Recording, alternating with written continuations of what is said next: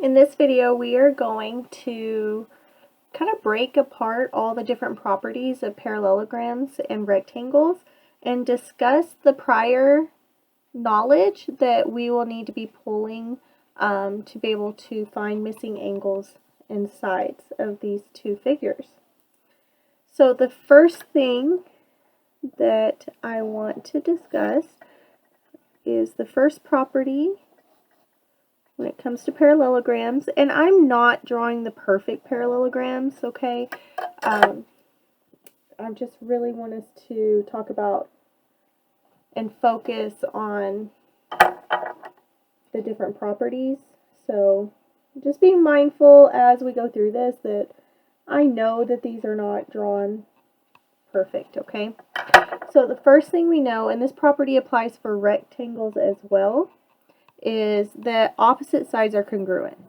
So the left side and the right side, for them to be closed and make a polygon, they have to be congruent, okay?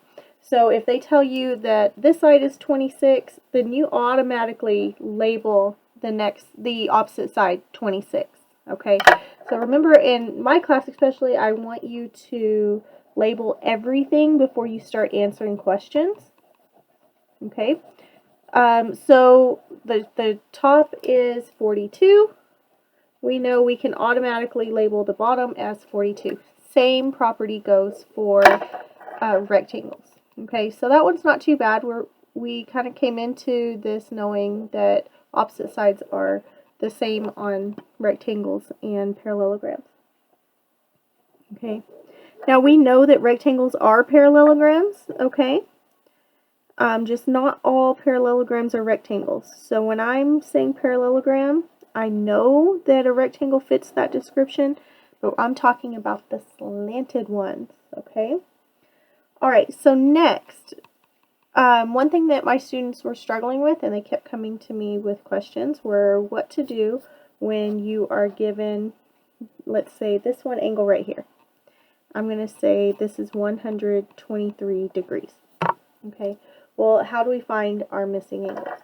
Well, if you remember our Fred's theorem, back when we were looking at parallel lines cut by transversals, Fred's theorem was just kind of a made-up thing that we use in our classroom to help us remember, especially if those fancy words like alternate interior, corresponding angles were kind of stressing us out. Remember that big angles, all big angles are congruent, and all small angles are congruent, and a big plus a small is supplementary, equals 180. Okay, so it's kind of difficult to see, but if I cover this up, there's my parallel lines, okay, and there's my transversal. So this is a big angle, okay? So opposite sides are congruent, but opposite angles are also congruent. And again, we can go back to Fred's theorem, all big angles are congruent. So these two are congruent, so I can go straight to labeling this as 123 degrees. Okay? So then if you look at my other two corners here, I get two small angles. Okay? Well, we know our small angles are congruent, however, we were not given a measurement for that small angle. So, again, if I look, these are right here. That's these two angles. Let me go ahead and color code it for you. There's my big, there's my small. That's what we're looking at. And sometimes it's very difficult to see that on our practice problems, but this is my big, this is my small, and I know that a big plus a small is supplementary, equals 180 degrees. So therefore, I can say 180 minus 123 is 57 degrees. So my small angle is 57 degrees. Okay, well, and of course, opposite angles are congruent. Small equals small, so I can automatically go straight to that other corner there and label it. Okay. Let's keep moving on here. You feel free to pause this video, rewind it, whatever you need to. But I encourage you to take these notes because you will be able to use those on your test. Okay? All right, again, it's not a perfect parallelogram, but I'm just trying to break down all the areas that I've seen my students struggle on, or that they keep coming and asking questions about. So that tells me I need to do a little bit better at explaining. Okay. All right, so let's look if we're given one diagonal. Okay. And again, let's say that this angle right here is 123 degrees. Now I can already see that that is a big angle. I guess 123 has been like stuck in my head. I keep using it. Okay, but this time, let's say they tell me that only this piece right here is 38 degrees. Okay, and I am needing to find that other tiny angle right there. Okay, so what do I do? Again, a big and a small angle.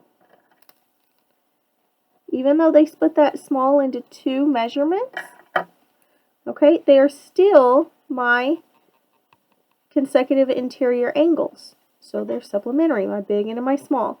So I'm going to say big plus a small equals 180.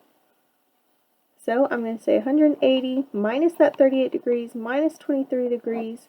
That has a horrible mathematical sentence there, but that's okay. I'm going to plug all that in my calculator and I get 19 degrees.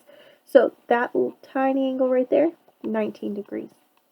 So if you've been struggling on problems like this, you know, if you have to, cover up the rest of it and just focus on those consecutive interior angles. Okay.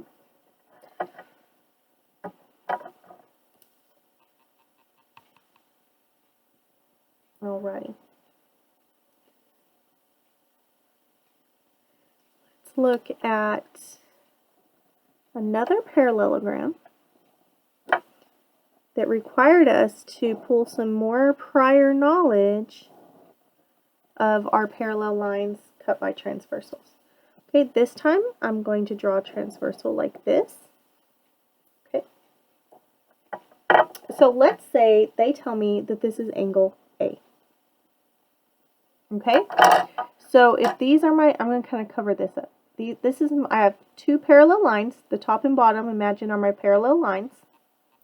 And this diagonal is that transversal right there. Okay? Well, what we know about parallel lines cut by transversal is that alternate interior angles, inside angles, are congruent.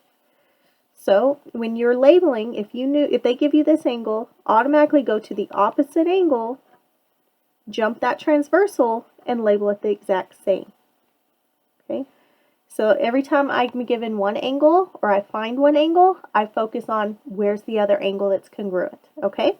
So if this is angle B right here, I'm going to go slide up that transversal and jump it and label the opposite angle as the same. Okay. All right. So what's going to happen if I have two diagonals, right? Well, same thing. If this is angle C, I'm going to follow down that transversal, jump it, alternate interior angles, because I'm still inside those two parallel lines, is also C. So if they tell you that this is 78 degrees, jump right over here, label that one 78 degrees as well. Okay, so we'll see there's a little bit of computation here, but a lot of it is just labeling the other angle, right? Once we get that, or unless it's given to us. So if I say this is angle D, we're going to jump that transversal, go to the opposite side. That is also angle D. Okay, and the proof is in alternate interior angles are congruent. Okay, so if you've been struggling with these outside angles, I hope that helps. So make sure you refer back to this. Okay, but as we know, we have more angles. And what's really cool about parallelograms is they can give you one angle measurement, and we can go and find like 12 angles just from one of them being given. So I'm going to draw me another parallelogram here. Two diagonals.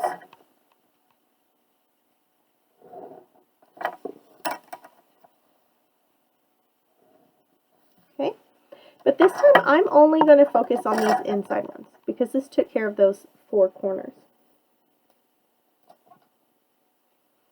Okay, so let's say they give you this angle right here. We're going to call it X. Well, we can find the other angle that's congruent by jumping that vertex right there, because we know vertical angles are congruent. You know, vertical angles are my favorite because they are that simple. So always look for vertical angles. Okay.